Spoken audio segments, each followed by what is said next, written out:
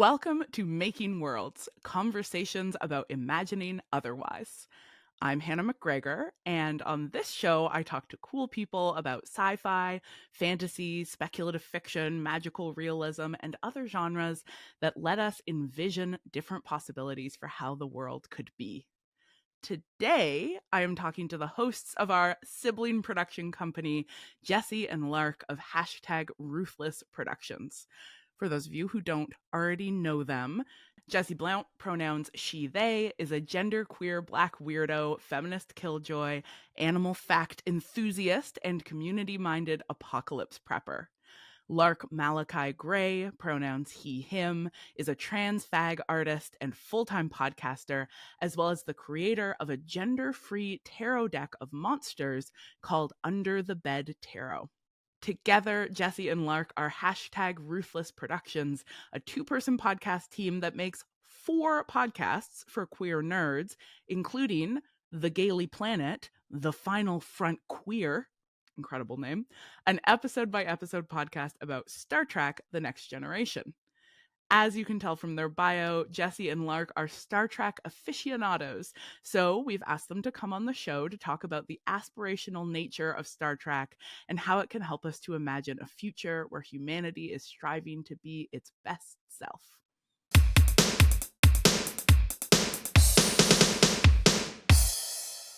Hi, Jessie. Hi, Lark. Welcome. Hello.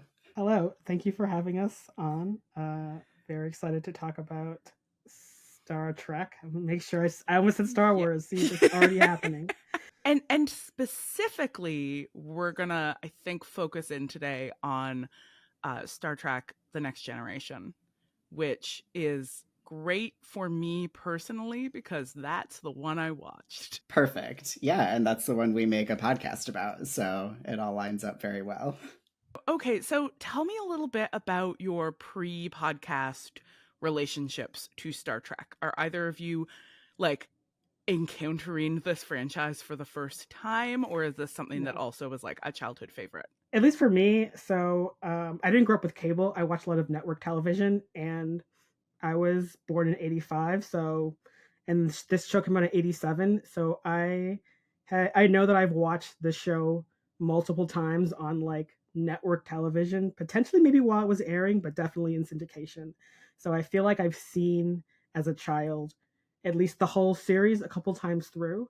I don't totally remember very much specifics, but it like me and my whole family, like my sister and my siblings and my mom would watch it like all the time. Yeah, yeah. There's something about syndication and the way that you used to encounter shows in syndication that I think is like hard to explain to people who like came of age in the streaming era, where it's like, yeah, the show was being aired, but like you saw what episode was on. Yeah. You didn't have the privilege of watching things in order. You watched what was served to you and you liked it. Yeah, and that is the exact same thing for Star Trek Voyager and Enterprise, which no one watched and no one liked but me, apparently. So just you. Just me. Man, I also watched Voyager, but until like maybe 5 years ago, I consistently called it Star Trek Voyager, which is very funny if you know the history of, I guess, French colonialism in Canada. So the Voyageurs were I'm doing a paddling motion. The French fur traders. Okay. There are a lot of those in Michigan too, turns out. So Lark, tell me about your historical relationship to Voyageurs and or Star Trek. So Star Trek I did not watch growing up. I had a very bad association with like people who liked Star Trek. Namely like gross dudes who were really unpleasant to be around. And like that started changing as I met more cool people who were into it. But I'm really bad at watching new things. So it wasn't until the beginning of the pandemic when my partner had already very kindly watched all of new Doctor Who with me twice in a row and then was like, Lark, we can't keep doing this. I know that you're really anxious, but like we have to watch something new. And I was like, fine, let's watch Star Trek: The Next Generation. So we did that, and I was like, oh, this like the terrible people that put me off about this show actually don't deserve to watch this show. It's too good for them. So yeah. Okay, so let's talk about that. What, because this is a show that I feel like queers love. Mm-hmm. So what's like I also almost want to push to the side the toxic fandom, because like we know sci-fi attracts toxic male fandoms. Whatever, they can go be on a Reddit thread being mad about stuff. What makes this show so appealing to queers slash, for some of us, kind of a root? I feel like part of it is that there's a lot of things in the next generation that queer people love. There's camp, there's fantastic outfits, there's queer, blatantly queer coded characters, there's uh people loving cosplay in theater, aka the holodeck, which is so many episodes. It's just theater nerds having a good time. That's a really good point. The for those who somehow are not familiar, the holodeck is a place where people on the ship can go and LARP. Yeah, they go to play pretend. Yeah, you can go and play pretend, and there are often whole episodes that are just on the holodeck, and it's just like, this is an old-timey baseball story. And Yep. like that's just what we're doing this episode, and everybody's playing pretend, and you're just in this other world. It's really, you're right, the theater nerd energy there is off the charts. There's also the fact that I think Riker in particular like is every bisexual meme personified in one person, which is like very aspirational. Okay, so absolutely. What's his name? Commander William William Riker. Riker. Yeah. Um, the obvious bisexual thing about him is that he sits in chairs in a completely unhinged way. Yeah. Everybody should look up, or maybe Gabby, our editing wizard, can just put a little clip right here of the way that Riker sits in a chair, which is like he's mounting a saddle every time. Mm-hmm. Mm-hmm. But what else beyond the chair sitting? Oh, for him it being a bisexual icon. I mean, I think it's that his like resting face is what I describe as lustily intrigued. And so like whenever anyone's doing anything, he seems really horny about it. So like it makes it very like he's here for like what everyone is doing at all times. Yeah, in a very like casually indiscriminate kind of way.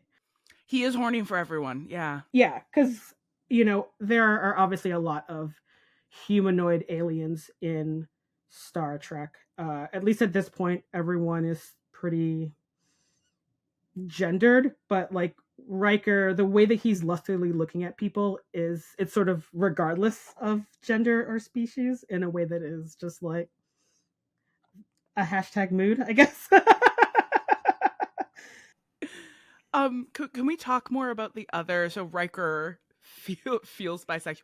I agree, Riker feels bisexual, and I know that later in the series, there's gonna like there are episodes that really specifically think about like alien gender and attraction, and that Riker is like the one who really like articulates a kind of liberatory approach to sexuality vis-a-vis he really doesn't care, he'll fuck anyone. But beyond Riker's slutty bisexuality, what other kinds of queer coding are what other characters would you argue are queer coded? Geordi and Data are like very obviously in love. Their relationship, I think, is like one of the things that I love the most about the show, personally. Okay, say more about this. Give us a little sort of context for this love story. So Geordi is a beautiful short king autistic engineer, and Data is a beautiful autistic android, and they are in love. They're best friends. They're very protective of each other. They like tease each other and hang out all the time, and they're just like I don't know. I think Jordy is one of the people who's most invested in like the proof of Data's humanity, and they're just they're just lovely. I don't know, Jessie. I also want to offer the fact that whenever a lot of times when there are holodeck episodes with Data and Geordi, Data is very much a Sherlock Holmes slash detective like kind of fandom kind of guy, and so whenever they're uh, in the holodeck, like immersive in story world, like Data is Sherlock Holmes and Geordi is Watson, so already kind of That's tying gay. into, you're right, a very gay sort of like historically gay slash questionable uh romantic intimate relationship of the Holmes and Watson. Because the show's not like explicitly queer. I mean, it's airing in the 80s. We're not getting a lot of like on camera gay kissing, but it has a lot of time for um like multiple forms of intimacies between the crew members, and for like relationship building over multiple seasons. And I think that like investment in the emotional intimacy between the characters certainly queers the show as a whole. Yeah. And so we're currently in season 1, but in season 2 and beyond, one of the many sets of the show is their sort of bar slash cafeteria area, and their kind of like bartender, played by Whoopi Goldberg, which for me as a young person seeing any black people in sci-fi, very hard to see in the 90s. So her and Jordy like being in this show and like already very important. But I'm also like, also as a queer person, I've also spent many times in bars hanging out with my friends and like hanging out at the bar, and we're just like after work and it's like, oh, look at the catty bartender's also gonna like talk shit like with us. Can I swear on this? Sure can. Actually, All you right. have to. You get in trouble if you don't. And so it is like sort of like cozy in the way that like I think a lot of queer bar culture is sort of important to community. It's like also important to the crew to be like socializing and like, in their bar with with their bartender, who is again incredible, and looks incredible And she wears such a weird hat. every time. The hats are It's always so good. It's like an upside down top hat. It's such a weird hat. I love her space hat. There's also just a lot of LeMay. Yeah, Star Trek's insistence that everything will be so sparkly in the future is honestly, it's like it's not even like a we made this fabric for this show. It's like you can buy all of that fabric at Joanne today if you wanted to. And so having it be this like very recognizable fabric that I think every queer has either bought at some point or at least like looks at for a long time every time you're at the fabric store and they're like, "Yep, that's the bedspreads. That's what you sleep under in the hospital wing." That's not what it's called. Why can't I ever remember? What is it called? The Sick bay. Yes, in sick bay. That's what like everyone's dress uniforms are made out of, and yes, thank you. That's what the future should be like. Hopefully it's a more texturally pleasing material in the future. I can't help but think it every time I see somebody on that show go to bed under what looks like truly the slipperiest blanket. Yep. Like that is slithering off you the second you roll over. But listen, it's future fabric, so maybe Yep. it looks like LeMay, but it feels like linen. Okay, so what else are you seeing? Like it's a deeply queer loved and queer coded show. What else do you see in Star Trek that feels to you like a liberatory aspect of this series? So we've started talking uh, a little bit about sort of the way masculinity shows up in Star Trek. I said it again. And it is there's a lot of tender masculinities happening in the show. Like half of the crew is dudes, but there isn't necessarily this sort of aggressive machismo happening. Um, you know, Riker is sort of bisexual himbo masculinity, and Picard is Flute playing wine daddy. yeah. Captain Picard feels like such an old queer to me. Like I've known this guy with his wine collection who has like, I mean, he's like a professor emeritus who loves having grad students over to tell them about the exciting adventures he had when he summered in France as a youth.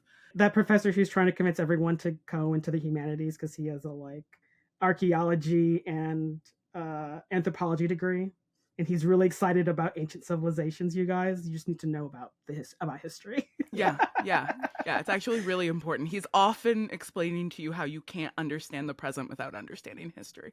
I feel like one of the most prime examples of the way that sort of masculinity and also just like human interaction is better in the Star Trek universe is with Barclay, if you folks are like remember.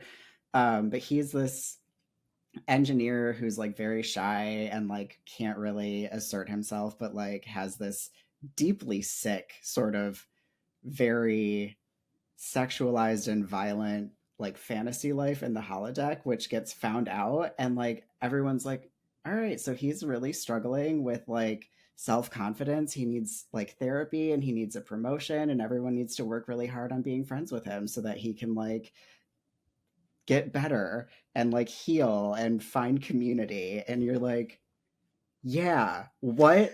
Yeah. Like, that's so cool.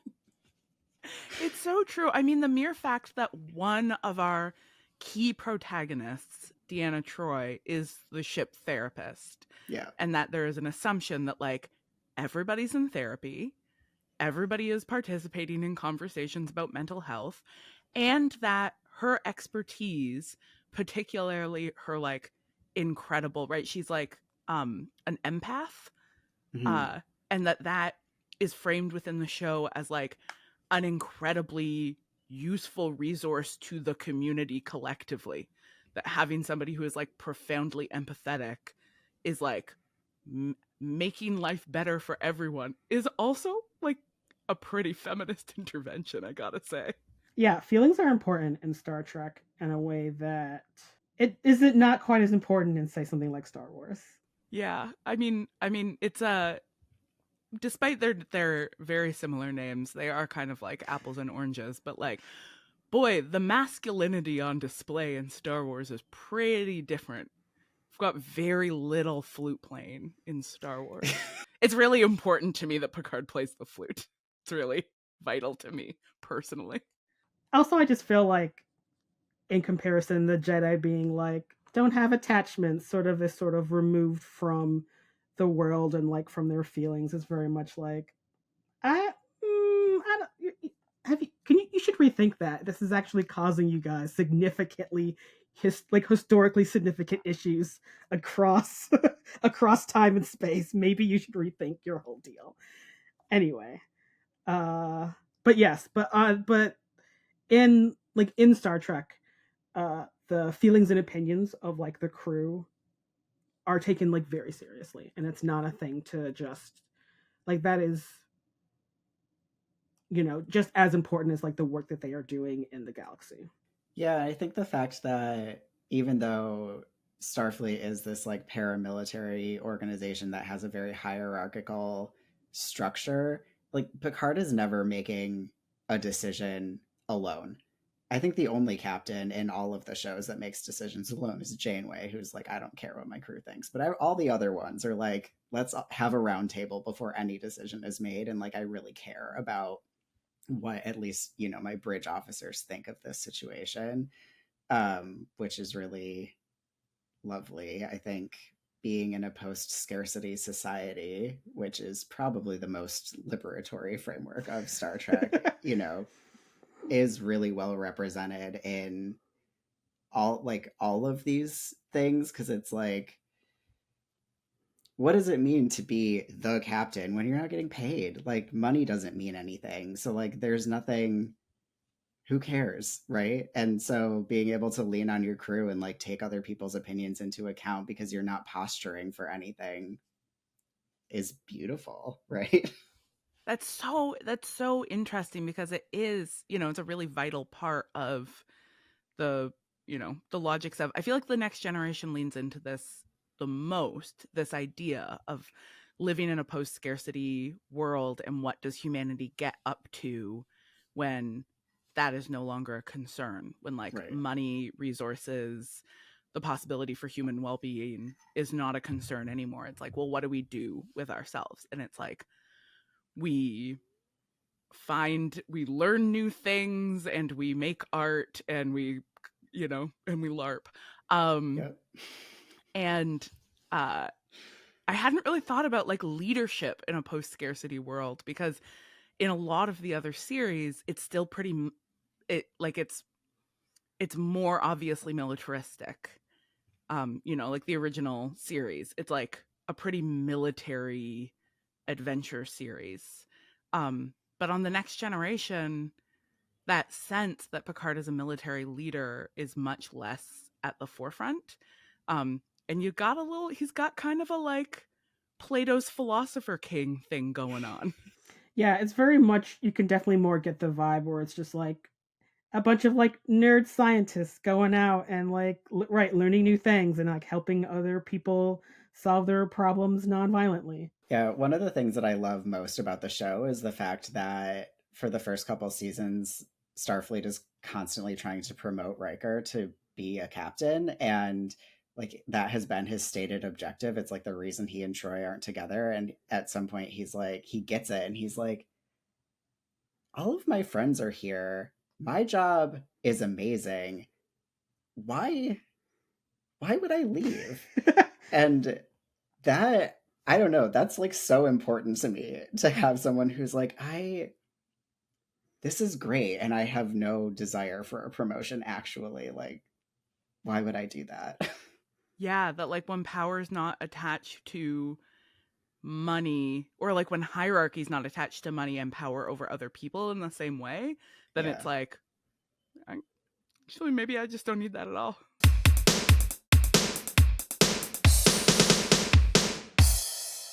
Okay, so you're immersed in a deep rewatch of this show, and I want to talk about how the kind of liberatory possibilities that Star Trek The Next Generation models are showing up for you in your own lives.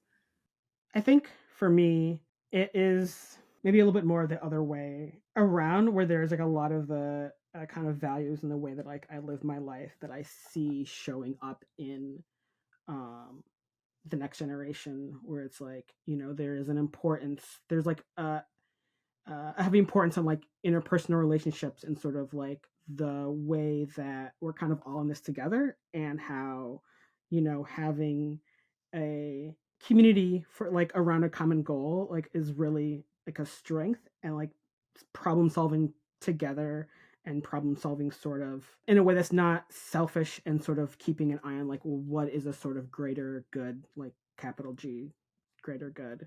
It's like honestly just really, it's like refreshing, but also just it's nice to see a future where that is working. I guess like it's really easy right now to just be like, wow, we are just barreling headfirst into an Octavia Butler future. I hate Into barreling headfirst into Octavia Butler. Yeah, it's really funny. We're recording on, what is it, the 18th or the 19th? Parable of the Sower starts like July 20th, 2024. That's like the first entry of the book. I started reading Parable of the Sower recently and was like, yeah, it's the fact that she wrote this in like the late 80s, early 90s is like mind-boggling, because you're just like, how did you so aptly predict what was going to happen right now? And even in that book, it is about sort of the importance of empathy and coming together, and sort of having a clear eye, a clear vision of like what is happening now, and how we can, as people, can come together in order to survive. And even in Parable of the Sower, it's like sort of the end result. It's like take root amongst the stars is sort of like the overarching, or like one of the goals of like one of the themes like throughout the book, that the main character is like, like survival, like to like, empathy, togetherness, but also we can move beyond this planet and be something else, and kind of be of the universe. So I think seeing this sort of like seeing that people like seeing humanity have survived, surviving in a future where everyone acknowledges, like even the first episodes, like yeah, humanity, we almost just went to war and just almost completely went extinct, but we pulled through and came out the other side to a place where we are in a post scarcity society where like humanity still continues as a species and has, they're always like, we're not warring anymore, which isn't totally true, but it's a different kind of warring. We're not warring amongst each other over minute bullshit, essentially. Yeah. Can you talk a little bit more about your own, in your bio you identify as like a queer apocalypse prepper? Um, and I'm wondering, because that's really comes to mind when we think about these sort of narratives of the future that tend to fixate on the sort of survival of the individual versus a story like we get in The Next Generation, which is about collective community survival. Can you talk a little bit about like queer apocalypse prepping and its rootedness in community? So a lot of ideas of prepperness is people thinking about dudes with guns in a bunker who have like military rations enough for 10 years, and it's like that's such an unrealistic idea of how to approach the sort of system breakdown that we saw in 2020, where it's like, people, when we were taking the pandemic seriously, people weren't leaving their houses. Like the sort of uh American idea of like grocery stores always being filled with food that we could get immediately was broken up.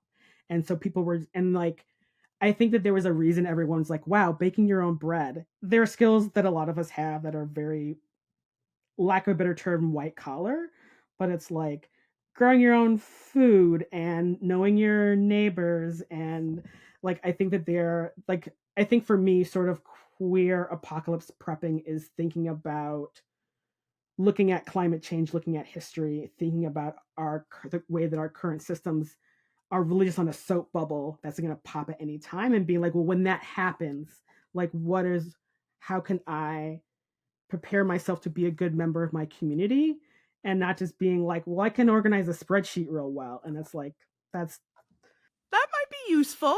That might be useful. Organization will be important in the yeah, in the yeah, But apocalypse. Jesse's the yeah, one who's going to know how to hunt and forage, so Yeah. Yeah. yeah. Also useful. I will learn the flute because this show convinced me that that is also going to be useful in the future. I mean, art is important to the future and to humanity. Like, there's never going to be a place where we don't have art. I mean, we have cave paintings of horses from pre-metal smithing people. Like, that is just part of who we are as a species. So. Yeah. It's the first thing we do. It always is. Lark, what about you? How do you experience the sort of liberatory possibilities of this show? I mean, I think a lot of what Jesse talked about is the same for me. One of the things that, like, on a much smaller scale that I think about a lot is kind of what we were talking about earlier with Star Trek's relationship to masculinity. Like, as a trans man, thinking about how I want to be in the world and like learning to become comfortable using the word man to describe myself instead of being like trans masculine, because like that word carries with it a lot of things that I don't particularly like. And so I feel like when I'm sitting with that, the thing that I consistently turn to is Star Trek. And I'm like, this is what masculinity can be. And that's the kind that that's the kind that I'm going to associate that word with for myself. Um, and yeah, so I think on a like very zoomed in level, that's one of the things that I most zoomed in and also like just like vital to the future of all humanity that we dismantle these like culturally constructed, deeply damaging models of gender, because patriarchy is gonna kill us all for sure unless we can get this under control. It's real bad. There's a lot of angry men with guns. It's terrifying. Yeah, we need nice men with flutes and lame bedspreads. Exactly. We need nice dudes that love science and their cats and their friends and playing jazz music and sitting bisexually in a chair. Oh my god, we need all these things so badly. I forgot that Data has a cat. He does. That's so important. It is. It really is. Yeah. Yeah, I can't believe we haven't actually talked about any of the important autism representation. I mean, let's talk about that a little bit, because that's another piece, I'm sure, of what feels like liberatory in watching this show, right? That there's a way that seeing representation, even in contexts, which for a lot of us, we need to read representation in places where it is not quote unquote deliberately created by the author. But that's like, how does this autistic representation we get through characters like Data and Geordi show up for you? I mean, watching this show, like there's a direct line between me watching the show and me getting my autism diagnosis. Like, I think it's very common for Data to be read as autistic, and like the number of times while my husband and I were watching this show that he would like look over at me and be like, are you Data? Became like increasingly uncomfortable, to the point where I was like, I have been thinking about getting this diagnosis for many years now, and perhaps I should look into doing that. Which I later learned is like very common. This is not a special experience that I had. The number of people who sought out diagnoses because of watching Data is very high, which is really beautiful. I think that's great. That's really beautiful. It is giving me a moment of being like, wow, I do really over-identify with a lot of constructs. But that's probably nothing. Anyway, so tell me more about Data.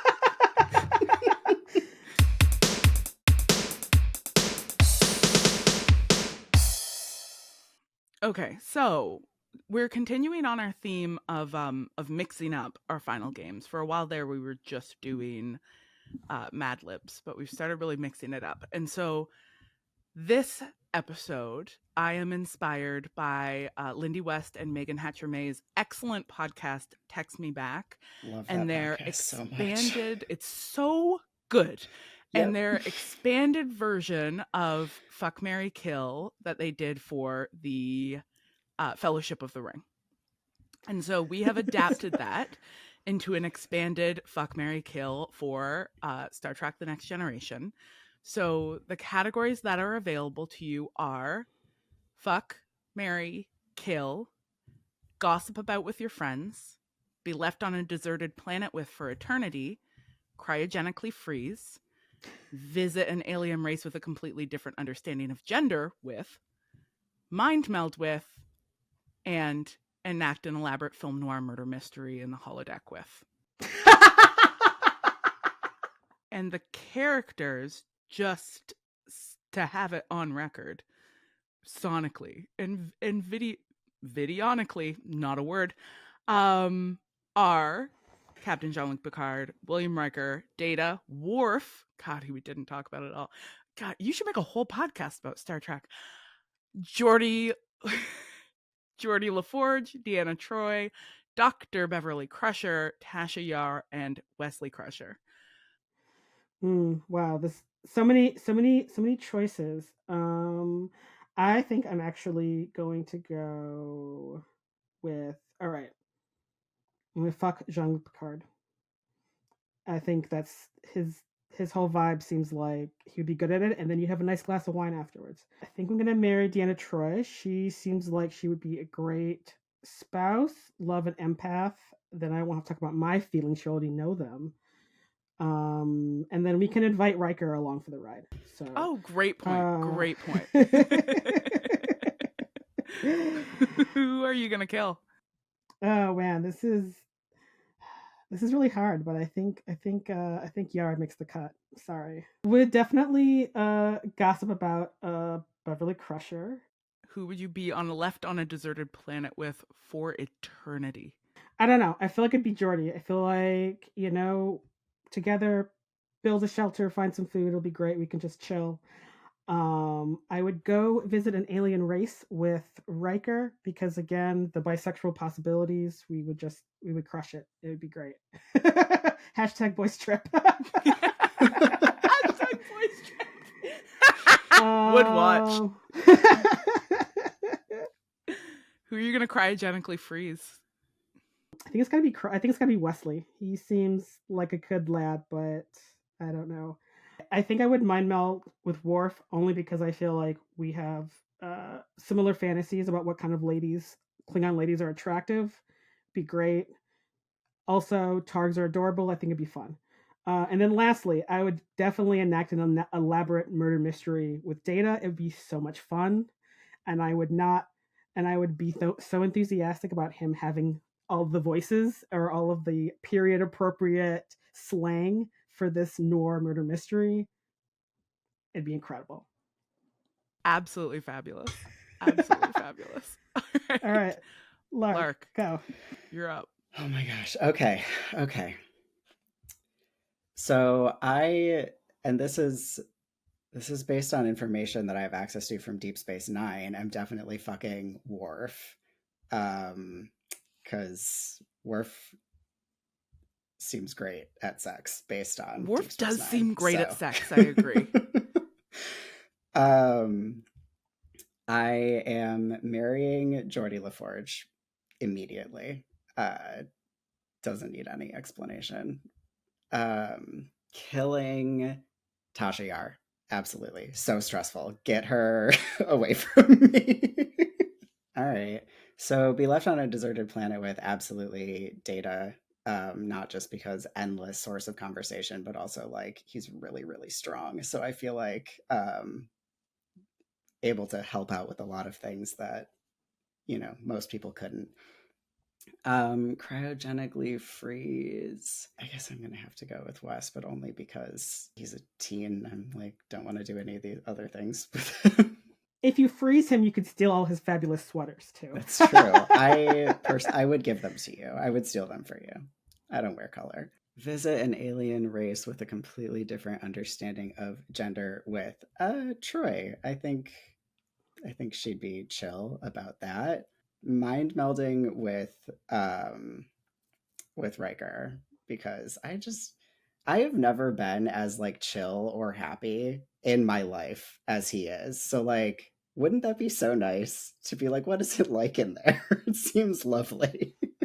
Also, you could be like, what do you see when you see a chair? Yeah. Exactly. What's sort of happening up there? Doing the murder mystery with Picard because I think he plays pretend harder than anybody. And I guess that means I am gossiping about Crusher because she's the only one left. And you know what? We gotta at least partially gossip about how she got her son this sweet deal. True, and also she did fuck a ghost for like a week straight, which I think you could gossip about for years, That's a really good gossip topic. Really great point. Well, thank you both so much for reminding me of why I love this show so much. Thank you for having us on. This was delightful. Yeah, this is incredible. Thank you.